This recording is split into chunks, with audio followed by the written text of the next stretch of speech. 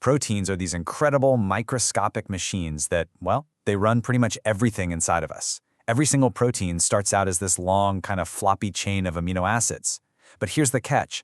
To actually do its job, it has to fold into one and only one very specific 3D shape. And that's the big mystery, right? Out of an almost infinite number of ways it could fold, how does it always find the right one? And this right here really shows you that fundamental transformation. On the left, you've got total chaos, that unfolded chain, basically a useless noodle. But on the right, you get the final product, this beautifully ordered, totally functional protein. The journey from that mess on the left to the masterpiece on the right is one of the most amazing processes in all of biology. So, how on earth does it happen? I mean, think about it. This is a huge puzzle. It's definitely not a random thing. If it were, it would take longer than the age of the entire universe for just one protein to stumble upon its correct shape. No way! There have to be rules, some kind of hidden blueprint that's guiding the whole process with incredible speed and precision. And that is exactly what we find. The secret isn't some complicated external force. It's actually a set of really simple geometric rules that are just baked right into the chemical structure of the protein's own backbone. Okay, so to crack this puzzle, we've got to start by understanding these rules, these constraints. What are the physical limits that prevent this protein chain from just twisting and turning into any old shape it wants? The very first major rule, and this is a big one, comes from the peptide bond.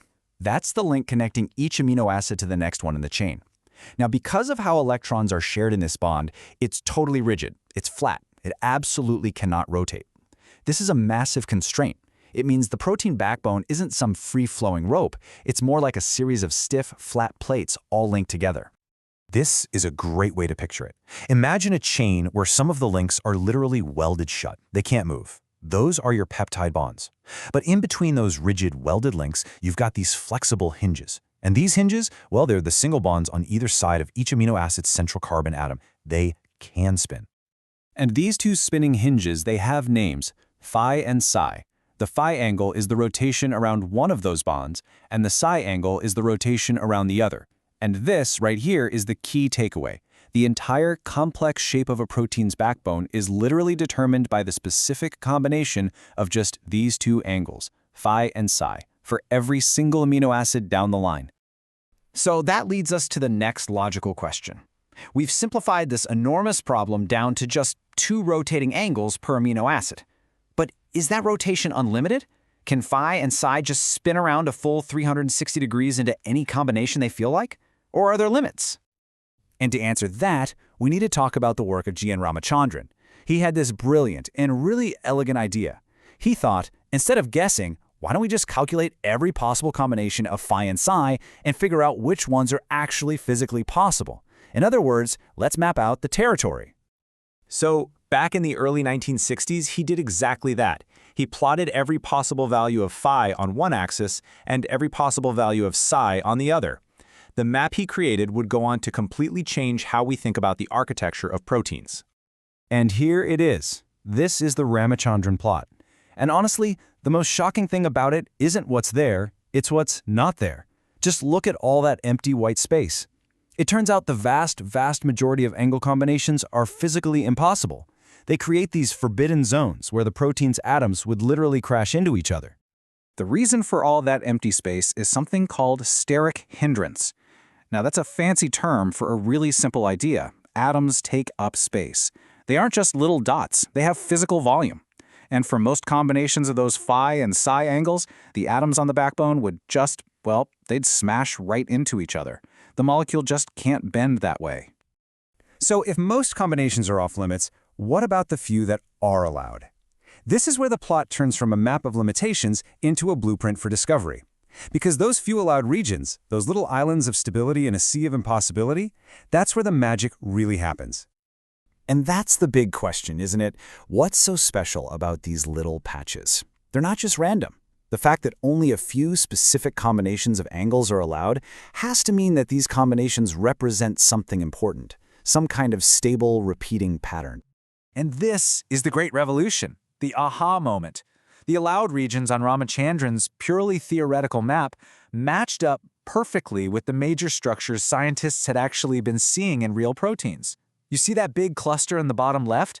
Those are the exact phi and psi angles you need to form a right-handed alpha helix. And that region up in the top left? That's for beta sheets. It's incredible. Ramachandran had predicted the fundamental building blocks of life from first principles. And here, you can see what those abstract coordinates on a 2D plot actually look like in the real 3D world. On the left, you've got the classic coiled spring of the alpha helix. On the right, the pleated, layered structure of beta sheets. These are the shapes that life uses again and again and again, all because their angles happen to fall within those tiny, stable islands on the Ramachandran plot. So this plot is way more than just a cool piece of theoretical science. It is a practical, absolutely essential tool that structural biologists rely on every single day. You can think of it like a quality control check. Anytime a scientist figures out the three-dimensional structure of a new protein, one of the very first things they do is plot out the phi and psi angles of every single amino acid onto a Ramachandran plot to see if they make sense. Take a look at this. Each one of those little dots represents the actual measured angle from a real enzyme. And what do you see? Almost every single one falls perfectly within the allowed regions that the theory predicted decades ago. This is theory and reality lining up in the most beautiful way. And here's the bottom line. If someone comes up with a new protein model and a bunch of its amino acids land out in that forbidden white space, that's a huge red flag.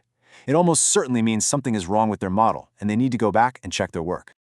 This quote from John Kendrew, who won a Nobel Prize for this stuff, perfectly captures the world before Ramachandran. Back then, everything just seemed impossibly complex, messy, and unpredictable. The Ramachandran plot brought this beautiful, simple, and predictable order to all that chaos. It showed everyone the elegant geometric logic that was hiding underneath all the complexity. And that kind of leaves us with a final thought, doesn't it? The Ramachandran plot proves that the mind-blowing complexity of life's little machines is built on a foundation of surprisingly simple physical and geometric rules. It really makes you wonder, what other elegant blueprints like this are still out there governing other parts of biology, just waiting for us to find them?